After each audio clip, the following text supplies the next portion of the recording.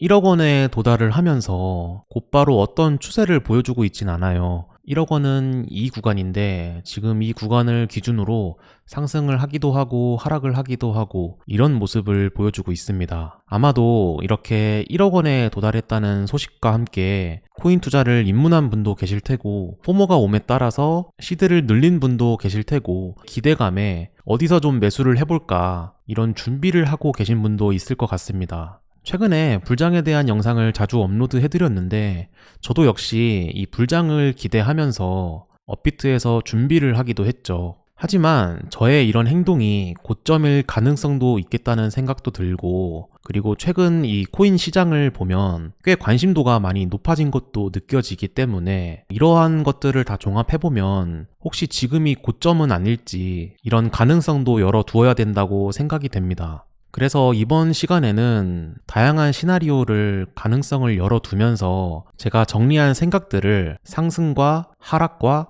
횡보 시나리오에 대해서 이야기를 해보겠습니다.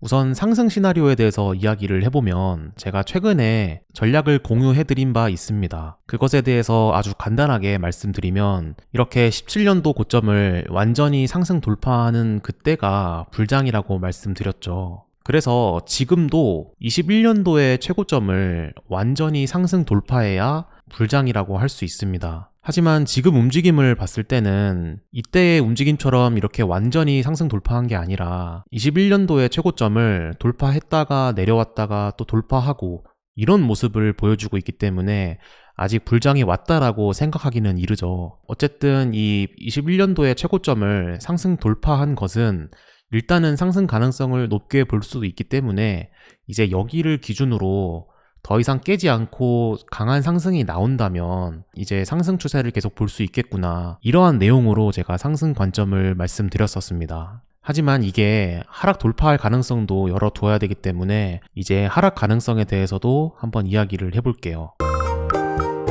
일단 지금 만들어진 이 모습은 강하게 상승을 만든 다음에 한번 조정을 줌에 따라서 주요 매물대를 이렇게 설정할 수 있게끔 지금 움직임을 만들고 있습니다. 지금 시장에서는 이 6만 달러를 깨지 않아야 한다. 만약에 이 6만 달러를 지금 당장 깨게 된다면, 일단 아까 확인했던 이 6만 9천 달러 여기를 하락 돌파함에 따라서 시장이 느끼는 그런 공포감에 이렇게 급격하게 하락을 한다면, 그리고 이 구간을 깬다면 이것은 더블탑의 가능성이 열리게 되기 때문에, 이런 가능성을 느끼는 사람이 많아질수록 그렇게 밀릴 가능성이 충분히 있는 거죠. 그래서 이 가격대를 깨게 된다면 이제 여기서 이 가격대까지는 최소한 목표가로 생각할 수 있습니다. 그렇게 된다면 이제 이 구간에서는 어떤 움직임을 만들지 또 그때 이제 새롭게 시나리오를 생각해 봐야겠죠. 이렇게 김치 프리미엄을 봤을 때는 강세 시장에서 볼 수 있는 수준의 프리미엄이 많이 올라왔던 적이 있었기 때문에, 이 프리미엄이 어떤 움직임에 따라서 다시 쫙 빠질 수 있는지 그런 점도 우리가 확인해 볼 수 있는 지표 중 하나가 되겠습니다.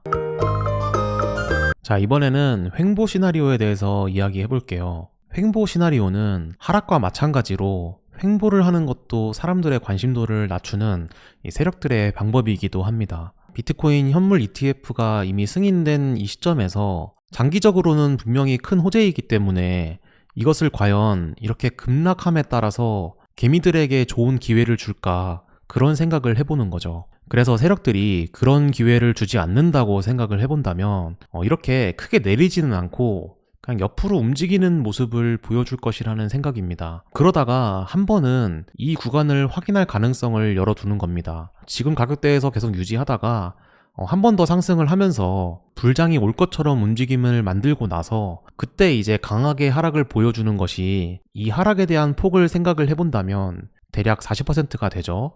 이 40%는 비트코인 불장에서 자주 보여주는 조정폭입니다. 그래서 이 정도를 보여준다면 이 시장을 한번 크게 흔들 수 있으며, 그때 공포감을 가진 개미들이 쉽게 매수를 할 수 없을 때 그때 이제 본격적인 상승 추세가 시작되지 않을까. 올해 24년은 이렇게 보낼 가능성을 제가 염두에 둔 건데, 사실 비트코인 사이클로 봤을 때는 25년도가 본격적인 불장이 와야 될 시기입니다. 왜냐하면 비트코인은 항상 반감기를 기준으로 사이클을 가지고 있는데, 보통 4년 후에 불장을 보여주었지만 지금은 21년도부터 3년밖에 안 지났는데 벌써 이 고점 가격대까지 왔다는 것은 너무 이르지 않을까. 그래서 올해는 이렇게 고점에서 큰 횡보를 하다가 25년도가 되면서 이런 불장을 보여줄 가능성을 생각해 보는 거죠. 아마 이 가격대에서 이렇게 오랫동안 횡보를 시킨다면 지금 관심도보다 훨씬 많이 낮아질 가능성도 생각해 볼 수 있고, 또한 여기서 오랫동안 횡보를 한다는 것은 투자자들 심리에서도 고점에서 횡보를 하는 움직임이기 때문에